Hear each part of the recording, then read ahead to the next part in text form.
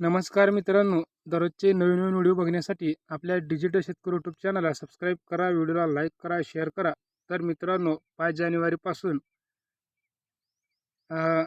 Ration card आणि gas सिलेंडरला हे 5 नियम लागू होणार. तर व्हिडिओ महत्त्वाचा आहे, लास्टपासून बघा. नवीन वर्षाच्या सुरुवातीसोबतच भारतीय नागरिकांसाठी अनेक महत्त्वाचे बदल लागू करण्यात आले आहेत. विशेषतः म्हणजे ration card, L P G gas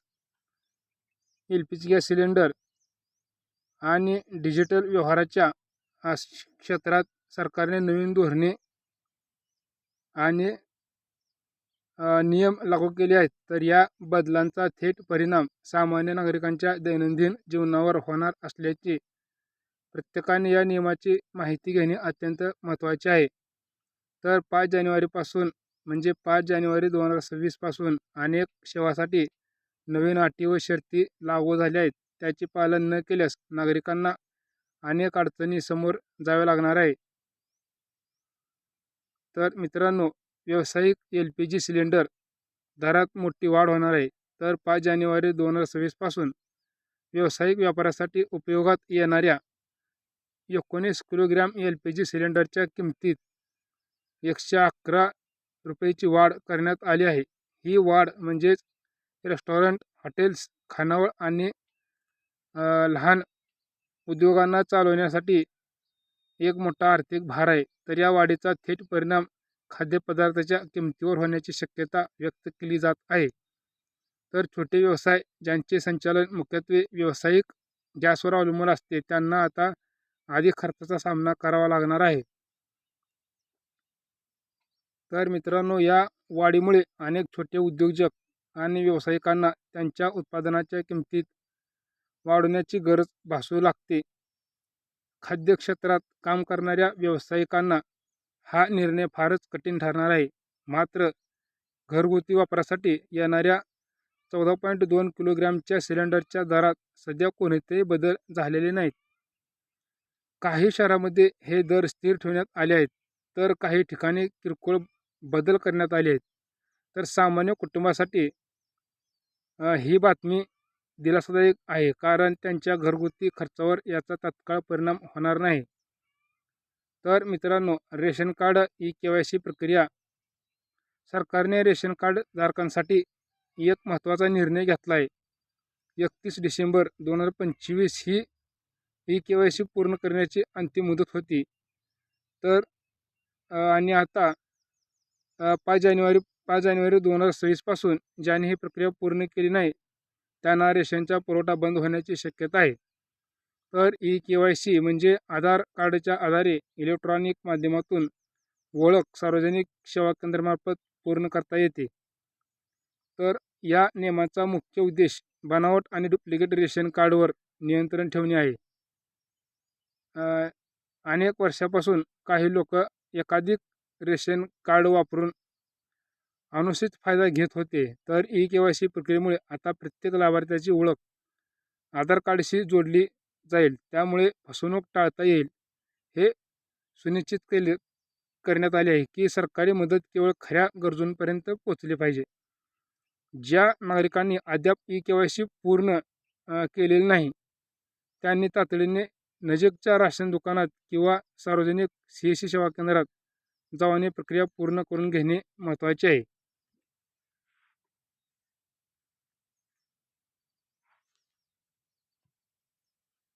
तर डिजिटल प्लॅटफॉर्मवर रेशन कार्ड प्रणाली.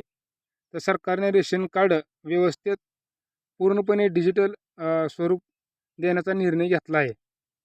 यामुळे रेशन कार्डसाठी अर्ज करणे, माहिती अद्ययावत करणे आणि लाभार्थ्याची पडताळणी करणे यासारख्या सर्व प्रक्रिया आता ऑनलाईन पोर्टलवर किंवा मोबाईल ॲप्लिकेशनद्वारे होतील. तर या बदलामुळे कार्यालयीन गैरव्यवहार कमी होतील आणि प्रणाली अधिक पारदर्शक बनेल. नागरिकांना आता कार्यालय तासनतास रांगेत उभा राहण्याची किंवा नंबर लावण्याची गरज नाही. तर डिजिटल प्रणालीच्या माध्यमातून नागरिकांना त्यांच्या रेशन कार्डविषयी तात्काळ अपडेट मिळतील, माहिती मिळेल. त्यांच्या कार्डवर काय बदल झाले हे तुम्हाला कळेल किंवा किती रेशन मिळाले हे पण कळेल. पुढील पुरवठा केव्हा होणार याची सर्व माहिती मोबाईलवरच उपलब्ध होईल.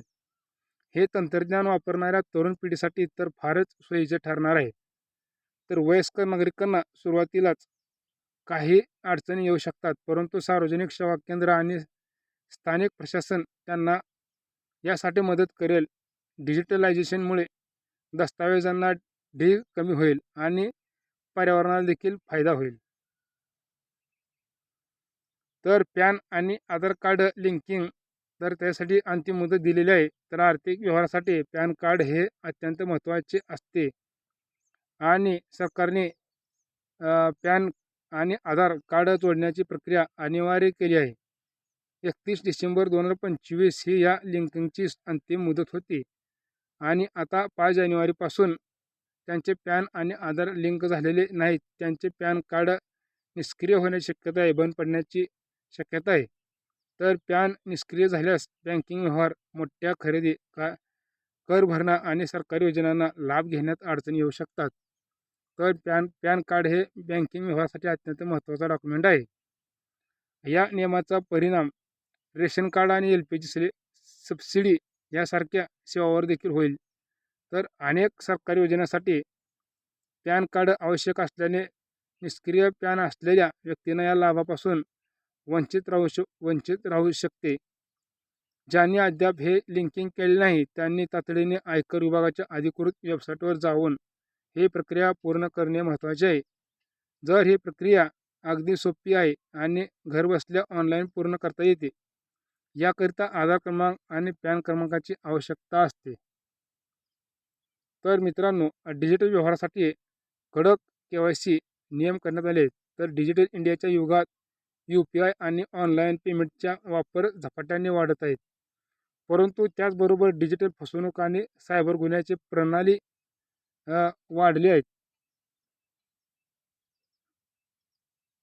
या लक्षात घेता सरकारने 5 जानेवारी 2026 पासून डिजिटल पेमेंट आणि UPI वापरासाठी अधिक कडक KYC नियम लागू केले आहेत. आता कोणत्याही डिजिटल वॉलेट किंवा UPI सेवा वापरासाठी संपूर्ण KYC प्रक्रिया पूर्ण करणे आवश्यक आहे. तर या नवीन नियमामुळे डिजिटल व्यवहार अधिक सुरक्षित होतील. ही फसवणूक रोखण्यात मदत होईल. ज्या व्यक्तींना ऑनलाईन रेशन, LPG सबसिडी किंवा सरकारी सेवा घ्यायच्या आहेत त्याच्यासाठी हे नियम अधिक सुरक्षा प्रदान करतील. KYC प्रक्रियेत आधार कार्ड, मोबाईल नंबर आणि बँक खात्याची माहिती सत्यापित केली जाते.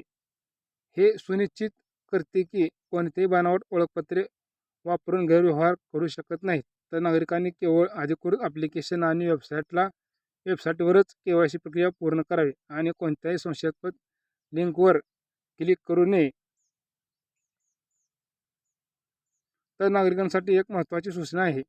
या सर्व नवीन नियमाच्या पार्श्वभूमीवर नागरिकांनी तातडीने आवश्यक पावले उचलणे गरजेचे आहे. ज्यांनी रेशन कार्ड KYC अद्याप पूर्ण केले नाही त्यांनी लगेच ही प्रक्रिया पूर्ण करून घ्यावी व पॅन कार्ड, आधार कार्ड लिंकिंग न झाल्यास व्यक्तींनी तातडीने हे काम पूर्ण करून घ्यावे. तर डिजिटल पेमेंटसाठी वापरण्यासाठी त्यांची KYC अद्ययावत करणे आवश्यक आहे. सरकारने हे सर्व उपक्रम प्रशासन पारदर्शकता आणण्यासाठी आणि सामान्य नागरिकांना अधिक चांगल्या सेवा पुरवण्यासाठी जरी सुरुवातीला काही अडचणी येऊ शकतात, परंतु दीर्घकालीन दृष्टीने हे बदल फायदेशीर ठरतील. नागरिकांनी या बदलांना सकारात्मक दृष्टिकोनातून पाहिले पाहिजे आणि सरकारच्या नियमाचे पालन केले पाहिजे. डिजिटल क्रांतीत सहभागी व्हावे. कोणत्याही अडचणीसाठी स्थानिक प्रशासन, सार्वजनिक सेवा केंद्रे आणि हेल्पलाईन नंबर संपर्क साधता येईल. तर मित्रांनो, दररोज व्हिडिओ बघण्यासाठी आपल्या डिजिटल शेतकरी यूट्यूब चॅनलला सबस्क्राईब करा, व्हिडिओला लाईक करा, शेअर करा. भेटूया पुढच्या व्हिडिओमध्ये. तोपर्यंत धन्यवाद. बाय.